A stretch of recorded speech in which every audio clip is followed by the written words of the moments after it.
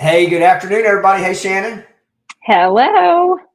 Everybody, Mike Price here, Top Producer Series. I've got a special guest on here today, Shannon Watkins, a good friend of mine. And I met Shannon a while back, and she is a superstar in her own right.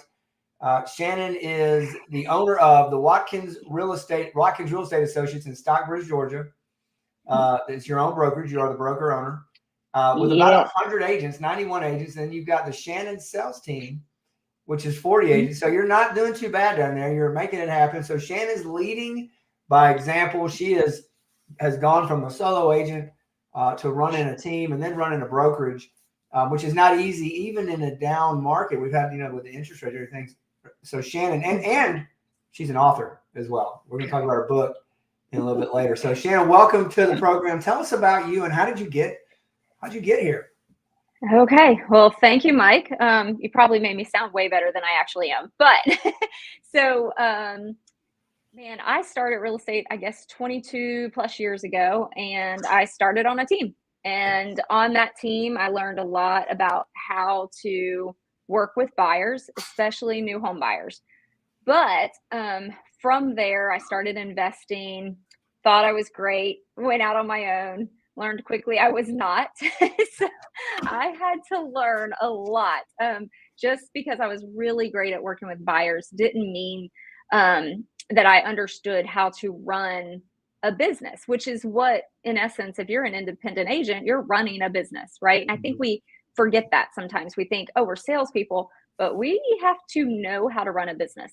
So not only did I have to learn how to work listings and market, but run the back end of a company. And so started doing that, started learning lots of bumps. Um, Lost a lot of money and not understanding what I was doing. And valuable mistakes has really been the catalyst to, I think, my success, right? Without those mistakes, I learn by mistakes, which means I'm a slow learner. So, but I did, I kind of accidentally started a team in 2012. And I know I'm not being humble. I really did not know what I was doing. I just knew I had too much business and I wasn't serving my clients the way I have always intended. Clients have always been first for me. My parents never owned a home, actually until I got in real estate and they came to Georgia. But I've lived with my parents paycheck to paycheck. And I just always knew I wanted more, and I wanted to be able to be a resource for people that they were first time home buyers, right? Mhm. Sometimes at the age of 50 years old. And to me, I was like, this is just, I don't know, it's just something that I loved doing. And I felt like I was dropping the ball. Couldn't educate them and lead them the way I wanted to. So that's how we started the team. And I'd like to say the rest was history, but then I kept making mistakes. That's why I wrote a book, which I'm sure you'll get to, but it's full of just my mistakes. But yeah, so 2012, we officially started the Shannon Sells Team. So So do you want what to you tell said about all that? there, what you said there, one of the main takeaways I hope everybody's getting is you didn't, this just didn't come easy. It didn't just all happen. You made little mistakes and some big mistakes to learn. And the main thing is you just never stop going forward. You always make a mistake, pivot. How do we fix this? Let's go. Boom, boom, boom, and kept going. And it was That's right. incrementally all the little wins and all the little mistakes over time. And now, boom, you got this business. Yeah, and I think trends are huge. It's so funny how much I love history and trends and how much things change but actually stay the same. So, in real estate as a whole, if you go all the way back, even interest rates, I know that's a hot topic right now, Yeah. but when you look at interest rates, they have always consistently come down, right? And then we had that really weird thing that happened during COVID. But in reality, a good interest rate is 6 to 7%. We're Yeah. not in a weird market. We're actually in a very normal market, but it's so hard for people to recognize that because we did have such a steep, decrease in interest rate with it being what, 2.5%. I think I Yeah. had some clients getting, that's abnormal, right? So I think when I look at my business, even the mistakes that I made, my goal was to always rebound to better than I was, even if it was just a little bit. I just needed to rebound to where I was or better, and then continue to climb. I also, so I'm real stubborn. I don't give up. The second someone tells me I can't do something, I have this thing inside me that says, prove them wrong. Yeah. I'm not saying that's a good trait, but I do have that. Sometimes it serves you well, most of the time. Yes, yes. As I've gotten older, I've learned to tame it a little bit. But so yeah, so the team started from there and continued to make mistakes. And I have a great group of people. I'm kind of going to go back on something because you said, for people looking at me, anyone that ever looks at me and thinks that it's easy or anything like that, I look at other people and think the same thing. Like, I've dug in so deep to another local team lead who also opened his own brokerage. And I'm like, what? We started like the same year. He's so far ahead of me. Like, what did I do wrong? Yeah. But again, if I sit and talk with him, he's made mistakes, right? He's not perfect. He's hit the bumps and everything just like I have. I just told him, he's not as slow of a learner as I am. So, Yeah. but he, all of us, I think, that are successful in this, it's not been easy. And we've had good days, but it's never been easy. Right. So maybe for you, Mike, I don't know. Well, yeah, I've had a team for 12 years, and it's one of the hardest things you'll do in the real estate business. I mean, that's why I wanted to have you on here. It's not like when we met, we're just sitting there and you're like, oh yeah, I got a team, like 40 people. I'm like, what? How do you do that? And you go, oh, and my brokerage is 91 people. And I'm like, oh my gosh. And so, there's agents out there that really want to learn and grow. There's agents out there that hey, real estate, I can make a lot of money and I don't have to work too hard. And all agents need to learn. And I think that one of the reasons you've been really successful is you've been able to take agents that are at a higher level or brand new, and you've been able to bring them into a system where you teach and train. Because I remember when we met, you said you love teaching and training. So tell us about, how do you get your agents into productivity? How do you make them? How do you create the culture where they want to stay? Okay. So, yeah, gosh, I'm not going to be helpful. I don't know. I tell all the agents when they come to interview with me, I wouldn't work for me. I mean, I'm hard. Like, I'm hard on agents. I expect a lot. I have high expectations.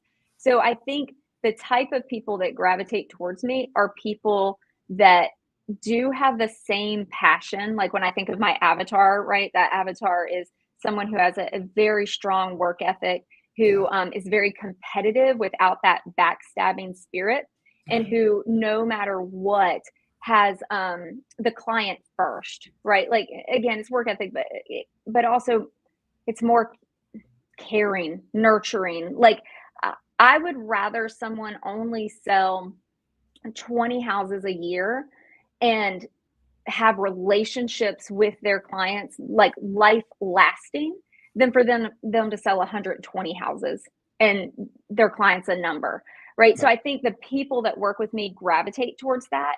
But also, in my career, I felt like I never had that person that came alongside me to help me not make so many mistakes. Again, I probably needed them to learn, but I want to help people not make the same mistakes that I make. They can make their own mistakes, but I want to help them avoid the ones that I've made.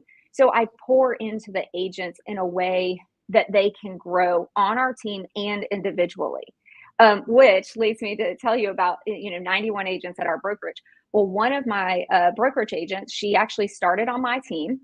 2 years in, came to me and said, Shannon, I want to start my own team. And I was like, awesome. I'm going to help you. Let's build it this year under my team. You recruit, you get the people that you want. It's going to be your avatar. I helped her structure everything, EIN, company name, all of it. And she launched her team off of my team. It was 2 years ago. And with that, she started with 10 agents. She's running an amazing team. She's doing great. Well, this year, she came to me last year and said, I think I'm ready. I think I want to open my own brokerage. And I was like, girl, let's do it. What do you need from me? Right. So we are actually down. So she left actually February 1st. So we're actually down now to 80 agents. So she took her agents with her. And we've been very supportive. This is what it's about, right? There's no competition I can't handle. And we're all in an industry that's so cutthroat. Just step back and help another person. And she's right here in my market, right? And it's fine. So yes, our agent count went down, but think of just like, for me, I get to think about how much I poured into someone that they are now able to go run a successful brokerage. It to me, it just makes sense. Well, it's mindset is everything. And that's why you're where you are. And that's where my successful team leaders are there. I feel the same way. You bring agents in. We have a great platform. We got operations. We got leads. We've got systems. We've got mentorship. And, you know, a year, 2 years, 3 years, 4 years, hey, I want to go do my own thing. My conversation with them is the same thing. Absolutely. How can I help you? That means you did a good job of helping them. And there's so many other agents out there that need help. Just go find somebody else to help. And use your platform and your gifts to help other agents. So agents, if you're out there, join a brokerage, join a team, learn all you can. Nobody's feelings going to be hurt if you leave. As long as you're a hard worker and you give back, you know, we want you to succeed. But we also want you to stay in our world because we like you. Exactly. And when you think about it, as much as our clients are our clients, agents are our clients, right? Like we've got to be able to work with all of the other agents in the industry. And if you get that bad reputation where no one wants to work with you, that actually jeopardizes your actual real estate business, right? Because now you have a listing and everyone's like, oh, if I have to show it, I don't want to work with that person, right? So you start avoiding the agents that are horrible to work with. So I feel like my personal mission is to make all agents great. Like if we can just all have this moral compass and work together, it just makes our industry so much better. And it removes us from that used car salesman mentality, right? It's like we're professionals. We should present as so. Present like an attorney or a doctor, not like a used car salesman. Well, and we're not going to get into the commission conversation is another seminar of another day. But the gist of it is what you just said was it. If you are articulating your value proposition, making the client first, it should never, ever, ever be about the commission first. If you do a great job and you do what you're supposed to do, even if you don't make it on everything on that one deal, it is going to come down the road tenfold. And that's what a lot of agents, newer agents, they get hung up on this commitment. Oh, it's 2%. I got to pay this fee. Align yourself with a brokerage like Shannon has down there. Align yourself with a team like I have. Align yourself with people that are wanting to see you grow and learn from people who've been in the trenches. You've done hundreds of transactions yourself. You didn't just pop the brokerage open. You were a superstar agent in your own right. So you've already been through all the pitfalls an agent can go through. Yeah. And you and I talked a lot about, not being in production anymore and things like that. And so that's been a new world for me. It's been good, but something I did realize, especially with the commission stuff that just came out, I can sit here and coach you and teach you and tell you like what to do. But since I'm not experiencing it, it has kind of taken me aback. And I'm like, I need to put myself in their position. So I actually last week, I told my right hand, I was like, okay, I need you to get me a listing appointment and get me a buyer appointment. And I'm going to go on them. And I'm just going to like feel it out. I want to see like how these conversations truly need to be had. And man, like it felt great. It was like, this is easy. Like, why are they complaining? What's going on? So, there is ways to explain to people without getting defensive. And that's what I'm seeing a lot on social media right now. It's a lot of defense. And I'm like, stop defending us. Our work ethic and the way we handle our clients, that speaks for itself. You're not going to get every single person that wants to buy a house or sell a house, but you're going to get the ones that need you. So focus on that. Yeah, I've had, and I know you've gone through this too, I've had agents in the past on the team and just agents I've mentored. I'm a mentor and a coach as well. And they get crushed. They went on a listing appointment, they presented, they were ready, and they didn't get the deal. And it's like, And I just say, you know what? That's great. Go find another one. There's a lot of them Mhm. out there. Yep. Think about abundance. Think Mhm. about what you did. How can you do better? I even asked the sellers, Yep. hey, is there anything I could have done better in this Mhm. Yep. situation? And a lot of times they'll tell you, this other Yeah. person did this. Yeah, and we've actually we have a director of client experience. So when our agents experience a loss of a client, the director of client experience reaches out. So then we find that the consumer is more likely to open up to someone who they didn't have to sit there with. Yeah. And we get great feedback from that, and then it's training. Again, you're not gonna work with everyone, right? Like, most likely if you and I went on a listing appointment, and their personality and everything is more like to you, you're going to win, right? Right. It's because it is relational. We are in a relational industry. I'm very different than a lot of my team agents. So I have to remember, okay, the way I speak to a client, you don't get to do that, right? Like, you have to use your personality. If they see you Right. faking it, you're never going to get any clients, right? Because it's going to reek of fake. So training people where they're at and what they bringing out their natural like gifts, I think is a huge thing for us, is like coaching and teaching. Like, it's big, and sometimes it's hard for people to figure out what their real gift is in relationships. At least that's what I see. Well, you said something else that, I mean, I'm getting all these nuggets in there. I'm like, yes, exactly. Agents, you're not going to get all of them. And it's going to come down to, if they're interviewing multiple people, the seller or the buyer, they just could have had a better vibe with somebody else. And they want to work with people that they feel like are more like them in the sense of how people communicate and act. And so you may come all prepared and not get it. And you may get it and not have to really, you walk in the door and, hey, we really like you, let's do it. And so Right. it's just, but the thing is, be consistent and do the activities daily to get in front of more people so you can hone your craft and get better. Definitely.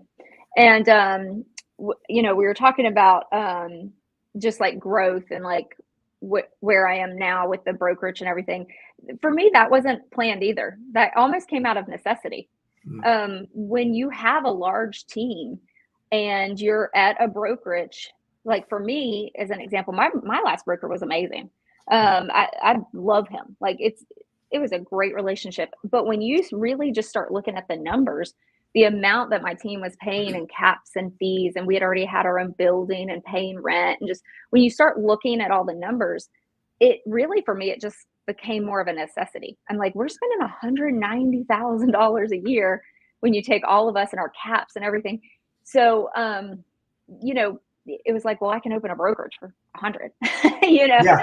So that was more, I had this amazing support system, because we were all just talking one day and they were like, why don't we have our own brokerage? And I'm like, well, I don't know how to do that. Right. They're like, Do y'all know how to do that? License? Yeah. I'm like, I don't know anything about any of this. I got my broker's license and I don't even know why. So it actually, I got it so I could open up in Florida too. It was easier, by the way. But anyways, it was. Yeah. If you got your broker's license here, it was easier to get the license in Florida. So anyways, but yeah, so I just, my team saying, let's do this. And so when we opened our brokerage, I didn't have this fear of, I'm going out on my own to open a brokerage. I probably would never have done that, but I had 17 agents with me and they were like, let's do it. We're with you. And I'm just like, really? You guys are crazy. But, so everything we've done, even we just opened a mortgage company, by the way, officially. So a JV, and which is a joint venture for those that don't know. So we opened that, and even that came out of more necessity, right? It was like we were going through lenders, I mean, like dirty socks. I mean, it was crazy. I'm like, what is going on? I know we can do better. I know we can service our clients better. I'm sick of people not returning my clients' calls and, hearing just negative feedback from the agents. So we opened our own. And for me, again, it was more necessity. So I'm much more about opening things that make sense and starting businesses that are not only that I'm passionate about, but that service our clients to a higher standard. So, yeah. Which return, people want to work it with people they've worked with before, they like and trust. If you do a great job the first time, Probably work with them again, and then friends and family. Yep, for sure. So yeah. So also you are an author, a published author. So tell us about that. You've written a book. And it is called How to Build a 7-Figure Real Estate Team. Can you see it? There it is. Perfect. Yes. How to Build a 7-Figure Real Estate Team. And where can we get this book? Before we talk about it, where can everybody get it? On Amazon. It's also on Audible. So I think it's pretty inexpensive. It's a skinny book. It's an easy read. But yeah. So don't hire a marketing director would be my first advice. My marketing director has me doing the craziest stuff, and I'm just like, okay, whatever you say, I'll do it. So she was one who was like, hey, because we started the coaching and building the team and all that. And she was like, you should probably do a book, right? Like this author had talked to me, this publisher, and I told my marketing person about it. And she's like, oh yeah, you should do that. And I was like, yeah. So secret, have a ghostwriter. Yes. I'm not smart. I'm not that smart. So, but I put all the content together, gave it to them. They kind of put it in order, and then I redid the order because I micromanage. But anyways, so the book was really a way to because I get the question all the time, like, how did you do this? And I always say, I really don't know. So that forced me to kind of sit down and like really go through the steps for someone that does want to build a team of the very basics, because Mike, I didn't know how to read a P&L. When I started my team, I had no idea. Like I knew what a P&L was, and I knew you scroll to the bottom and you hope that the number is black and not red. Yeah. That's what I knew. So for me, there was so much. And again, I know that most people are so much smarter than me, but when I just got to sit down and put it in writing, like, it's literally a roadmap to just do these steps and it'll work. Like it will work. You do have to have the right people, right? You can't do it all. You cannot do it all by yourself. And you've got to have team members and other leaders. Like I make a lot of my team members, I grow them into leaders, and they can either stay on the team or they go on their own. But those leaders have to be like, they have to support you wholeheartedly, right? They have to have your back. And so that's kind of what the book goes through, building your avatar and knowing what you stand for, and knowing that I'm not the best for everyone. But the people that I am the best for, I am hands down the best for, right? Yeah. So it was fun. It was an interesting journey. Took a lot of time. The publisher lied. She said, we'll have this done in like 3 months. It took me 9. So I was like, where are you getting 3 months? I mean, was this supposed to be a full-time job? What's going on? So I am running a brokerage and a team. Right. And a family. Right. Yeah. Oh yeah, I have that too. But I did actually hire a broker last year to kind of handle the managing broker kind of stuff as that got tedious, and I'm not the person that needs to be looking over contracts and paperwork, and it's not my gift. So we did hire a broker, but I'm still like highly involved. I do all the recruiting appointments and things like that. So it's good to like, find out your weaknesses, find out your strengths, start hiring for those weaknesses as soon as you can afford to. So I overly staffed because we do have pretty big goals. This year we're opening a new office in Alpharetta with a partner, Addison Corbin. So he'll own a majority, not majority, but a part of that brokerage. And then we're opening in Tennessee in June. Nice. So you're Georgia, Tennessee, Florida? Yes. So what other states are on the map? Which ones are you going to hit next? Alabama and South Carolina, 2025. Okay. So you're going to take hold of the Southeast region. Yeah. Why not? Yeah. What's your vision for agent count in 5 years? What does that look like? Well, so we're hoping for a 20% increase year over year, but right now our goal just to end this year will be 120, and that'll be in combination of all the offices. As we go into separating them, having their own P&Ls, their own broker codes, things like that, then we're talking about kind of separating those goals out more per individual office, and then of course an overall number. So yeah, I'm figuring this out as I go. Yeah. Which is what most people do. And that's one thing that I like about you is you're not sitting around waiting on how to figure it out. Like a lot of people will figure it out to death, analyze it to death. You've got to move forward, and you're going to figure out a lot of it on the journey. Yep. And you can't be afraid, right? Like, I don't know, what is the worst thing that happens? It fails. Yeah. I might lose some money. I mean, I am smarter with my money now. I do have my financial advisors. They're like, this is all you're allowed to have for this project. And I'm like, okay, I can do it. But I think for me, I'm really not afraid to fail. I'm just, and I don't know if I told that to you when we were talking, but I came from like nothing, like low income housing. Like, I've always worked. You know what? If I had to go get a job at fast food, I'll do it. I'm not afraid to work. I'm just, I don't know. I just don't have. My husband's more like, are you sure about this? Are you sure we should try this? Yeah. You're buying another property, Shannon? I'm like, yeah. Well, how many is that? I think we just closed on the 6th. He's like, okay. And you're good. I'm like, yeah. Sometimes we're like, when are you ready? Are you ready? Like, you're never going to be ready. Just go. You're never going to be ready. Just do it. Think it to death. Well, Shannon, listen, I appreciate, number one, your time, your friendship, collaboration. Yes. I'm really looking forward to the future for your business. I'm really happy for you. Like, opening Alpharetta, I'm going to go knock on the door. That's right down the street from me.